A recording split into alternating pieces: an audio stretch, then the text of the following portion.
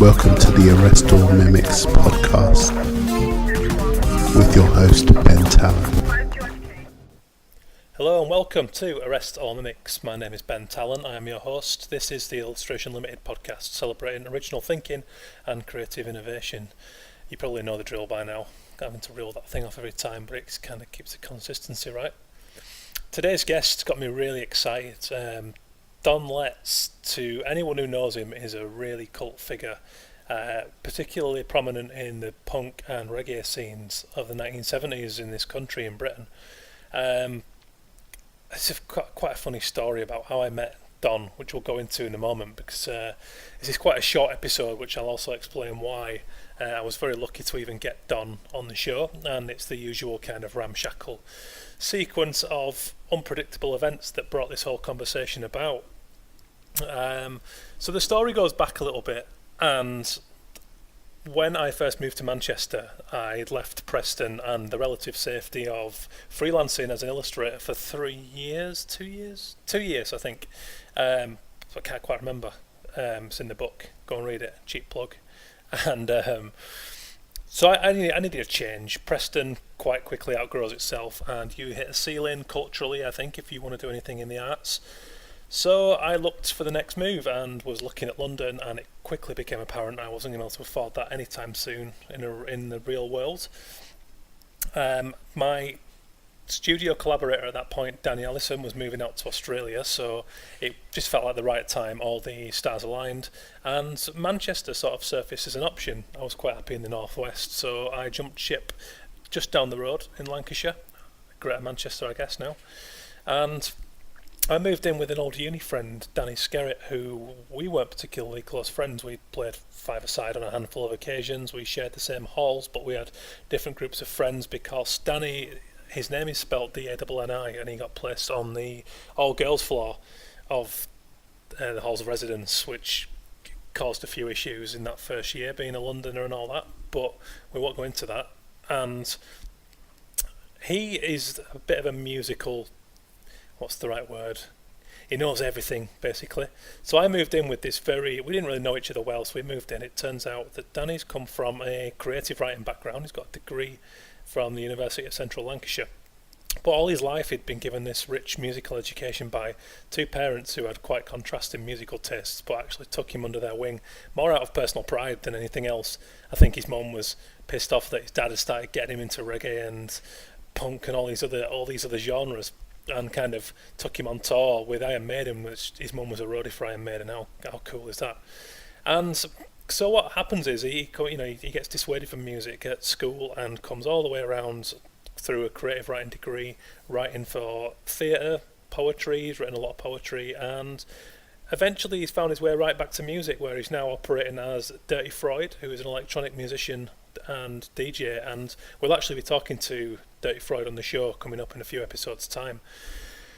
But we saw the work that we were both doing respectively, and Danny was sort of starting to review bands in Manchester to practice his sort of creative writing skills around his theatre work and working at the Odeon part-time as it was. And I saw what he was doing, so I kind of tagged along to some of these club nights that he goes along to, or open mic nights.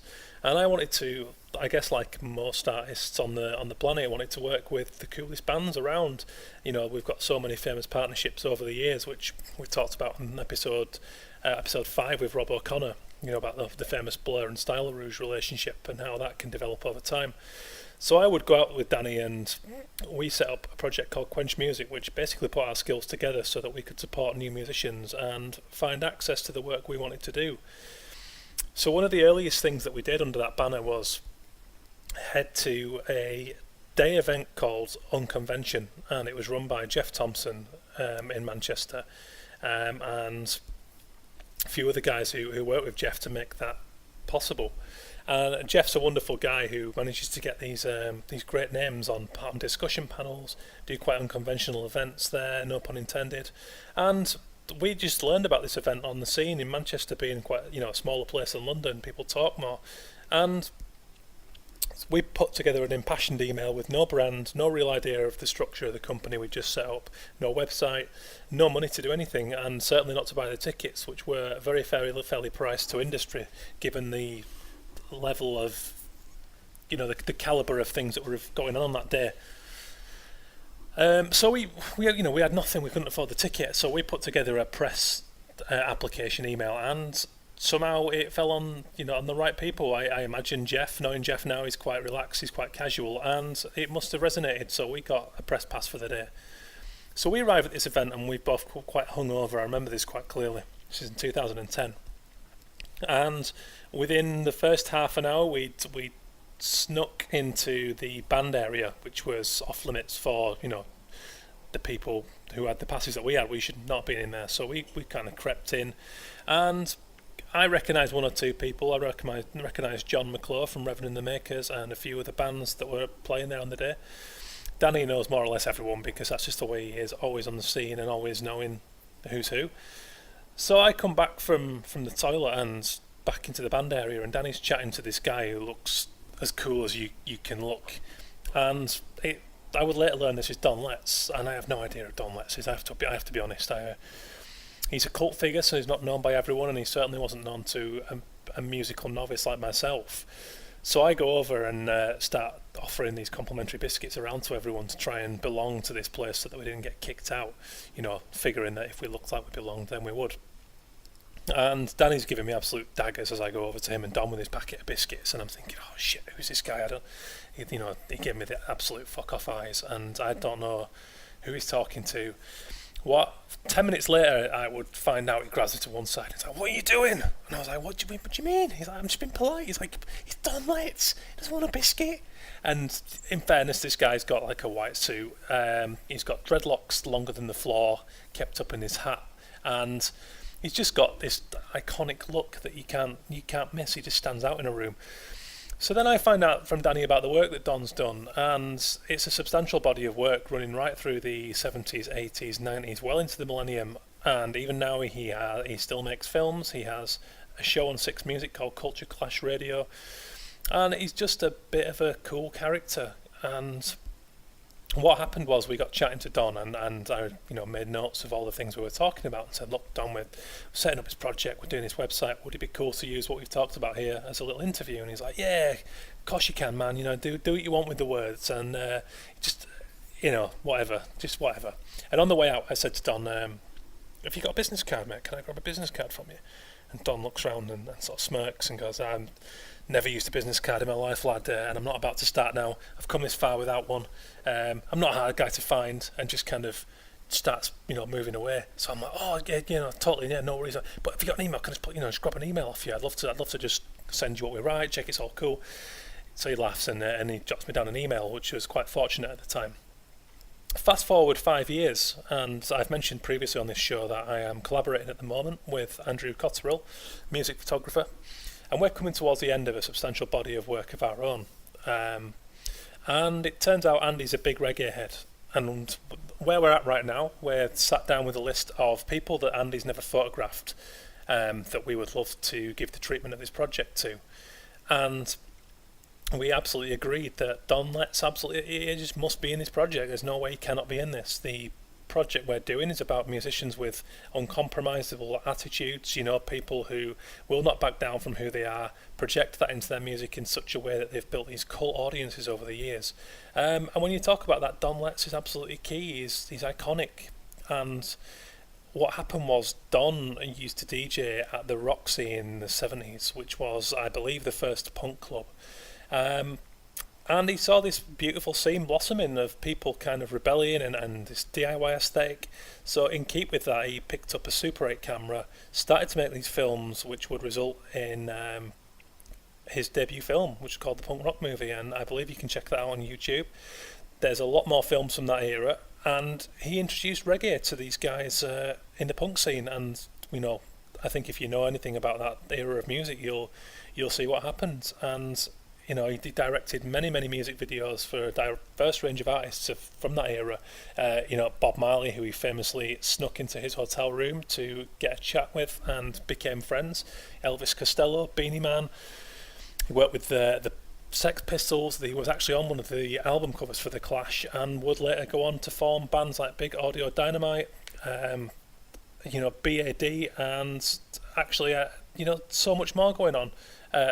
Bringing out acclaimed albums like Hometown Hi-Fi, and he's just relentless. And like I say, he's still making the films now. So we contacted Don, and I emailed him with some of the work, and I sent over images of Chuck D, Lee Scratch Perry, Jarvis Cocker, guys that I knew that Don respects and has worked with in the past from various projects. And to my surprise, Don emails back, goes, "Yeah, I love it. Would love to be a part of that. Do you want to come round my house?" So to Andy, who's a massive reggae fan, and his son Connor, who loves Don Letts, we didn't take much of an invitation, and the three of us went round there with our kit. We photographed Dom. We spent the afternoon in his house and in his man cave, in his studio. And true to form, without any prior warning, I took along my recorder for this show and thought, well, I can at least try my hand. A filmmaker as cool as Don and DJ, I figured that you guys would love to hear from that wisdom from that man's mouth. And I kind of cornered him, and at first he didn't want to do it because he thought it was video, and he just chipped a tooth that weekend. And when you see the guy's image, you realise he's got a brand to protect. Let's put it that way. So when I told him it was audio, he just laughed and said, "Yeah, well, fuck it, come on, let's do it. What have you got?" And luckily, I kind of, I accounted for this potential scenario and wrote down the questions. So the conversation you're about to hear is very much on the fly. It's not as long as the usual shows for that reason, because we were there to do a photo shoot and we were in Don's own personal time. But I think you'll agree, it's a fast, furious conversation. It's intense, and we cover a lot of bases. And you might hear Andy Cotterill jump in, who was in the background, and it turned into a bit of a group discussion. But I hope you enjoy it as much as I did. It was an absolute honour to be around Don's house. So Don, if you ever do get to hear this, thank you very much for your time and kindness. And can't wait to show you guys the images that result in our project with Don. Let's get to it. Go on, try me. Well, we just okay. What are you doing now? Let's start now. What are you working on at the minute, or have you got? What I'm doing at the minute is what I've been doing my whole life. It's hustling. Yeah. It's a creative hustle, but I don't kid myself. It's a hustle nevertheless. I'm in talks about various projects, and like Orson Welles once said, 90% of what I do is hustling, and 10% is actual filmmaking. So there's talk of a lot of things. There's a personal thing that I'm trying to get off the ground, which utilises my Super 8 archive called 27's Clash, which looks at the relationship, the myth and the reality of the punky reggae party. And I think it's the only untold story of punk rock. Yeah, there's another personal passion project I'm trying to get together, which is the story of DJ Derek, which was actually I was in the process of making before he disappeared 3 months ago. I heard about this, yeah. So I'm in a bit of a quandary as to exactly what to do until we hear definitely what's happened one way or another. I'm guessing at this point it's obviously not going to be good news, and he's somebody I love dearly, very close to my heart, and I'm feeling it. Yeah, that's sad. It's so I'm fascinated by my uncle has got this archive of punk, everything from sleeves to original flyers to cuttings. He's a real collector, and as someone who's an illustrator and a graphic designer, that era of sort of DIY image making blows my mind. I'm fascinated by the relation between that and the music itself and the whole DIY ethos. And obviously, you were, quite at the heart of what was going on back then. Yeah. Do you think that's something that was? Do you think it all had to be, the image side of things? Was it? Well, that wasn't. I mean, listen. Let's be honest about it. I mean, image and music and the relationship between those two things and fashion. That wasn't exactly the domain of just punk. I mean, there's been a long established tradition of. You look at some of the artwork of the album sleeves, I don't know, the early Who and the whole mod thing. There was a correlationship going on between the art movement and the music and fashion. So that was always there. I think the difference with the whole punk rock thing was the DIY thing, where no longer was, doing a sleeve or making the clothes the domain of some rich middle class elite or people had gone to, I don't know, had been privileged. Yeah. Basically, DIY punk ethos said, if you had an idea and you had the motivation, you could do this shit too. That's what it said to me. So when my white mates are picking up guitars, I want to pick up something too. I picked up a Super 8 camera and reinvented myself as Don Letts the filmmaker. Yeah. I mean, for me, that's why punk has the lasting legacy it has. Is predominantly because of the DIY ethic. Yeah. Which is more relevant now than ever, funny enough. Well, it is. I mean, I was going to ask you about that. Is there an equivalent now? Where do you think something needs to happen now? Because there seems to be a complete lack of. Don't get me started, man. I mean, I don't know what's happened, but from my perspective, I mean, the fact that people keep talking to me about punk, I'm like, what the fuck? Yeah, that was 40 years ago. Why hasn't something come along that's knocked it off its pedestal? And people are going, well, punk was cool, but what about da-da-da? Yeah. But da-da-da hasn't happened. And, we hit the 21st century and it was all about nostalgia, looking back. Yeah. Sad indictment of the last 40 years, I'd say. Yeah. I don't know what the fuck that's about. I've got the feeling the digital age and the internet, social media's got something to do with it. Yeah. Because, a lot of the movements like punk and the ones before happened because of how little we had, not how much we had. Yeah. And definitely that balance has shifted. Hence the drought, from my perspective, of anything exciting in the 21st century. Yeah. I mean, I'd go that far, man. I don't know what the fuck is going on. Well, I think we're swamped now with this overload of noise because of the stuff, of digital age. Yeah, just stuff. Just constant churning. So in the Super 8... Well, that and part of the downside of affordable technology is mediocrity. Because just because you can afford it, don't mean you can fucking do it. No, and there's a lot of people out there that really shouldn't be occupying space. Yeah. 21st century space is a big fucking problem right now because good ideas get lost in ego and bullshit. Yeah. So I'm quite angry about the situation as it stands today. I mean, I thought art was better when shit cost more. Yeah. No, I completely agree because people think that's an outrageous thing to say, but I'd stand by that argument. Well, you have to want it more. There's some more desire there. It weeds out the people that are fucking about. You have to fight for it. Yeah. I mean, the reason I'm sat here talking to you today, I met you very briefly at Unconvention in Macclesfield a few years back, and my friend and myself had just started working in music at that point, and we didn't have a website. We sort of talked our way into there, and we weren't supposed to be in the bands bit. But nonetheless, we got in there and we got talking to you, and here we are, 4 years on now. This stuff, I'm an illustrator, but I've got a passion for the creative industries, and I don't see enough burning desire. I don't see enough desperation, and I think the digital age and the internet has killed. It's removed the pain and the passion, and the truth of the matter is that pain, that passion, that struggle is an integral part of the creative process, and that's what it's done. As much as it's facilitated things. What it's given in one hand, it taketh away with the other. Yeah, and basically, the bottom line is this, is that I keep telling people this line, it's my favourite line, technology is great, people are shit. What's happened is technology has evolved far more than we have. We haven't really changed that much from the days in the cave, and our basic daily urges make us do all this stupid shit that you see happening in the West. But, if you look in somewhere like Africa or even the Arab Spring, things like Facebook and Twitter, which I don't use either, actually, but I know that they were integral parts of getting messages out there and the internal struggle. You look in the West and it's all bullshit. Yeah. Well, so the problem with technology, it's the people. It's a vehicle for necessity, and when in that context... It's like I say, technology is great, people are shit, it's what we do, and we've been hit for six by technology and we're slightly overwhelmed, and the shit will work itself out. I think maybe the kids that have grown up with it as their very first language will come out of it better than we have, I think. But it'll work itself out. I think we're about to see. I think we're about to see a little bit more desperation in society, particularly. I'm surprised that we want more. I mean, I know one can fucking live in London. The kids come out of university with a 50 grand debt. Yeah. The refugee thing. I mean, there's a lot of things that, from my perspective, should drive a creative movement, a counterculture. Yeah. But people don't even know how to spell that these days. I mean, there ain't no counterculture today. It's over the counterculture. Yeah, but that's the fucking problem. Completely true. So with your own filmmaking, was that something born of your just seeing this amazing stuff? I can tell you exactly. I mean, I remember being inspired by cinema and film as a child, like many people were, because it was our only escape, our only window to another world from a working class council estate. And I remember being struck particularly by Harder They Come in like 1971-72, Jamaica's most famous film. And I was struck by the impact it had on me as an individual, its power to entertain and inform. And I had notions of wanting to be a filmmaker, but back then a black man being a filmmaker, ridiculous. It was an old boy network, white man business. Couldn't see a way forward, and then punk happened.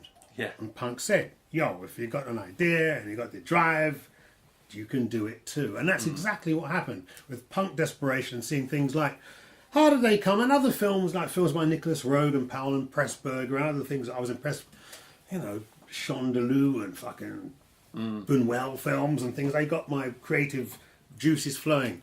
So between That and punk rock, yes, here I am, Don Letts, filmmaker. Yeah. I was going to say aspiring filmmaker, and because that's how I feel. You know what I mean? I think you should. I think that, otherwise you're bordering on complacency. Surely. You can never, very no room for complacency in this business, man. I tell you, I said aspiring because every time I go out with trying to get another idea off the ground, it's like I'm nobody who's never done fuck all. Not Grammy award-winning director that's done 30 documentaries and 300 music videos, and I ain't done bad. I think that people would agree. I can give myself that. But like I say, you go through the door these days. It's like, who the fuck are you? You know. Yeah. Well, I mean, mind you, it doesn't help that the commissioners are half my age. I was just going to say to you, I'm surprised that happens at all. It's a trip. Through the door. People say to me, because I don't do the Facebook. All right, if you get through the door, that's a result. It's the emailing backwards and forwards. It's soul destroying. It's horrible. Yeah. I've done my apprenticeship. You know what I You mean? said to me about the whole Twitter and online thing, that whole social media thing. Get with it. The people are going to, because I'm 50 next year. The people that are booking me are half my age, and they're all doing Twitter. They're all Tell me about you it. ain't doing it. Yeah. I said I'm still not going to buy into that. I'm not going to do it. It's impossible for me to do it. Well, guess what? I'm in the process of somebody helping me do a website and literally somebody to website bit help. I'm all right with. The rest of it, the social media, because you've just got to be constantly on it. No, I'm not. And I've got things to do. I don't really want to do that. Well, basically, I've told him because he said I've got to get Facebook, but there's an artist page apparently where you don't get involved in all that traffic. Apparently, is that right? Yeah. It fucking better be because my wife's on it, and what I've seen looks horrific every day. It's I don't want. I mean, it's bullshit. Yeah. It's horrible. But apparently, there is this an artist page where it's a bit more civilized. Apparently, I don't know. It is. It's very much just you'll keep people up abreast of what you're But doing. what you're doing, but you don't get involved in that day to day. No, none of that. That's what I do with my artwork. It's just I'll share another artist's work. I'll tell someone what I'm doing. Show me a shot of the studio. That's it. That's where it ends. It's like okay, there'll be a bit of good dialogue. People and technology, man. Fuck, it's turned into a nightmare, isn't it? But what I tell people is that now, because you've got this generation of people who've grown up with it, so they're ultra reliant on it. But actually, I've emailed 1,000 people in one go before and got 2 replies. But 2 conversations down the pub, and I've got jobs for life because it's just that face to face. Well, that's another thing is that I think important in the 21st century is not enough of this, collective experience. Yeah. I mean, in a weird way, the digital age has kind of knocked us out of sync with each other. Of course. Little silly things, like a typical example would be, back in my day, I was telling somebody today, there was 3 channels, so something incredible happened on TV. Chances are a lot of you saw it at the same time. Next day, you'd all be on the streets talking about it. That transpired into some kind of creative energy. Yeah. Now, if something happens on the TV, somebody might see it. Somebody might see it next week. Somebody might see it 2 weeks later. Yeah. I've got it in my drive. Okay, and the information's kind of fragmented. It might reach more people, but its potential impact and power is actually diluted. Yeah, there's no new and it's a modern problem. I think that we need to have more collective experience, and we need to be more in sync with each other. I think we do. Yeah, I think the foundations have to be. And like I say, I mean, I am ultimately. It's that technology thing, Don, like you said, the availability of being able to listen to it up the road because you're too busy at that moment stops that connection. Yeah. I'll tell you a good example, a recent one, and it's sad that it had to come to that, but when the riots happened, and I was living in Manchester at the time, and I was walking through town the next morning, and there were 2 smashed TVs on Oldham Street in the street, and there was that feeling that you get when it snows and all the traffic stops and everyone actually starts speaking, and it's a bit like, it's almost like you need something something negative like that to happen. It's like you were saying about things born of negativity and adversity, like when punk happened, because people needed this vehicle, and it brings people together. I think we're desperately in need But all of this that. Tory cut stuff, I mean, the last time Tories tried all this shit, I remember there was riots. I'm not talking about the last one because of Duggan. And it's not I'm that talking far about the, when was it? 80s. Yeah. 81, 82 in Brixton, because I was right fucking there. And that was kind of, people don't realise that those protests that they focus on a load of black kids and white kids rioting on the streets, that was a protest against the government. That was a protest against the fucking Tories. That manifests itself in the cops copying it. But that frustration, that was born of years of neglect and further Tory cuts. It's always the root. When they come out and say, "Oh, it's a crackdown on gang culture," I'm tearing my hair out because I've grown up with lads from estates who were great lads who just needed that little nudge into some positive channel for their, whether it's doesn't matter whether it's film, photography, music, whatever. That's not the point. But they miss the point, and it's like, what you're cracking down on the end result. It's fucking. You've got to look at where it's coming from. Of course all that you anger. do, and it's got to be. It's got to start with the home and actually. If kids don't have that parental input to show them. Yeah, we don't get me started on that one. You know, Yeah, we've no, got a it's- nation of kids, boys raised by television. You know, Yeah, oh, that's what it comes down to. absent fathers, all that stuff. There's, you know, there's complicit guilt. You can't kind of just blame it on the government. That's naive. Yeah. People have to look at their part in the problem, and a lot of it does Yeah. come from the grassroots of fucking home and community. Yeah. Sounds old school, but it's a shit that'll make it work. You know what I mean? If we ain't got that together, nothing else will There's work. definitely an age. It's noticeable if you've been on a certain age and a certain scene where there's been a gap in that parental. Oh yeah. What you're talking about, and there's been a lapse, and that has been. Yeah, shame on you fathers. Shame on you fathers. Catastrophic, really. For what's And you actually done. bloody girls that do it for the council flat. I'm not saying all of you. There's a few of you. You know who you are. Shame on you and shame on you fathers, you know. So is there anything that's exciting you at the minute, creatively? Music, art, anything? There's always something that gets me out of bed. I mean, what's getting me musically excited, listen to my radio show. Yeah. I mean, being broke keeps you focused. You know, I've got family and blah, blah, blah. Like, I live in London. I mean, I live in a city I can't afford to live in. It's a trip, this city, isn't it? Yeah, I'm new to it. I've been down here a year, but I'm loving the buzz. But at the same time, It's becoming an economically walled city. I mean, basically, it's going to be like, if you ain't got enough in the bank, you ain't going to get to play in the party. And all the people that help run the city are getting pushed further and further afield. Yeah. It's going to end in tears. it really is. It's going to end in fucking tears, you know. What I will say about that is it's given me some real creative fuel. It's given me a real thread. Well, to- in times to- of crisis, that is when creativity is supposed to Yeah. fire. But I ain't seen a lot of it. I got to admit, No. there's this kind of I don't know, this trend towards it, the celebrity culture, and everything's so mediocre is my problem. horrible. It's hard to find anybody who's got an attitude and an opinion. I ain't asking the people to throw Molotov cocktails, but somebody's got to call it as they see it. I think we're in a climate, I've been telling everybody this, Emperor's New Clothes is where we're at. But no one's telling the bastard he's naked. Yeah. And his wardrobe is really full up. And that's where we're at right now. Do you know that story? The Emperor's New Clothes? Yeah, very loosely. Yeah. Yeah. No one's going, oh, you're naked. Do you know what I'm talking about? Yeah. You know, everything's okay. And for anybody to do that, Yeah. it would rock the boat. So they're not going to let you through the door. You know, to Yeah. anybody that might upset the apple cart. Yeah. You know, I mean, because there are people out there, we can't write everybody off. There are people that realise that there's a lot of shit going on, Yeah. but they ain't the ones that are going to be welcomed with open arms. Because Yeah. once you open that crack, you'll realise what a fucking sack of shit we've been putting up with Yeah. for the last... I'd say for the whole of the 21st century, I'd go that far. Oh, I agree. You know? I agree. Yeah. I mean, I was 18 at the turn of the century, but I've seen this gradual lack of anything standing out, any real movement, anything. Any to get behind. counterculture. I mean, Yeah. you know, everybody wants to be part of the cult, part of the, you know... Yeah. For my dissertation, I studied graphic activism, and it was something that was quite new to me at the time, but has very much been an influencer in my art.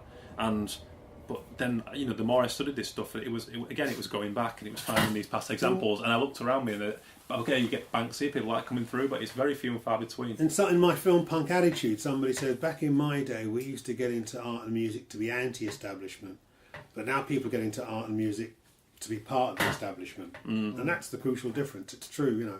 Yeah. I think there's a lot of truth in that. Yeah, I think so. You know, people want all of that. Anyway, Yeah. that's a long fucking talk. That's good. It's perfect. It's perfect. And just one last thing that I want to ask that I was go doing on. for the show, and I call it the shark in the tank. I just name a love, a hate. It could be a current thing. It could be a past thing. Just something that either fires you up negatively or positively. Anything at all. Anything from a poster to a record to anything. It's just something I always ask my guests. What fires me up? It fires you up. Yeah, it could be pisses you off. It could be really gets you out of bed. Just anything at all. It could be right now. It could be an all-time thing. People talking inane shit in their phones in public places. Good answer. Fucking does my head in. Really good answer. It's so horrible. It's so ignorant. And you know what pisses me off? I'm old enough to remember this advert where this guy used to be, it's good to talk. That was the advert, that was the punchline. It's good to talk. Yeah.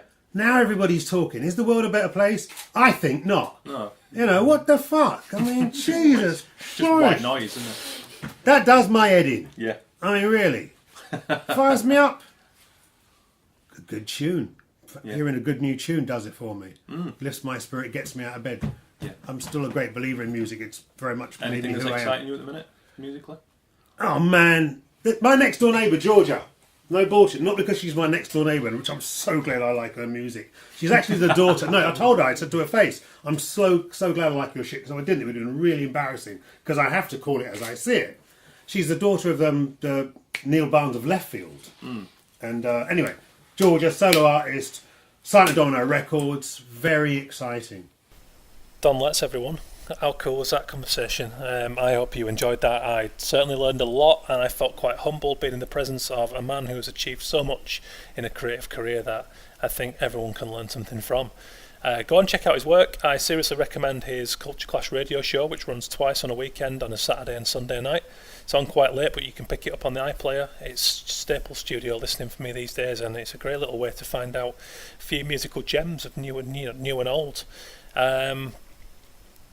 If you could check out my portfolio, actually, there's from the initial conversation we had with Don when we ran the interview, I went on to become featured in a Design Week lead feature in 2010, the same year, on designers working in music. And in the piece, they looked at the relationship between artists and musicians over the years, and I was lucky enough to have two of my posters that I had art directed featured alongside Sir Peter Blake's work, his Sgt. Pepper for the Beatles album cover, which was another honour. And they ran Don Letts front cover, my illustration that I did of him that day. So go and check that out on bentalon.com or on illustrationweb.com/Ben Talon. Give us your thoughts and feedback on Don. You guys have been getting back to us more and more in the previous episode. Kyla Paolucci was a wonderful, interesting show. Some great stories about family members and growing up as a creative child, and her work on Wow We're Young movie. So keep that coming at Arrest All Mimics on the Twitter. arrestallmimics@gmail.com. Check out the brand new website over at illustrationweb.com. There's lots of new portfolios, more artists coming all the time, a whole new news section now, so you can get a little bit deeper in all the projects and find out about the stories behind that. And get back to us on Don. I hope you go away and learn about him and listen to him. You can actually go and read his autobiography, which is out now. I believe it was released in 2007, and it's called Culture Clash, Dread Meets Punk Rockers. You can read about a really vibrant cultural era in this country and worldwide, all these people creating all this magic. And I, for one thing, there's the arts and music are really crying out for some attitude at the moment. I think there's a serious lack of balls in both, and I think we're becoming ever more and more consumed by digital technology, as Don talked about, and social media, and it's a dangerous precedent. Very valuable tools, don't get me wrong, if you use them correctly. I'm quite prolific on them, but I think you have to back that up with strong work, with a strong personality, and a certain degree of lack of compromise. I think it's really important. So again, get us your thoughts on that and any other issues in the show, and we'll look forward to hearing from you next time. Cheers, guys.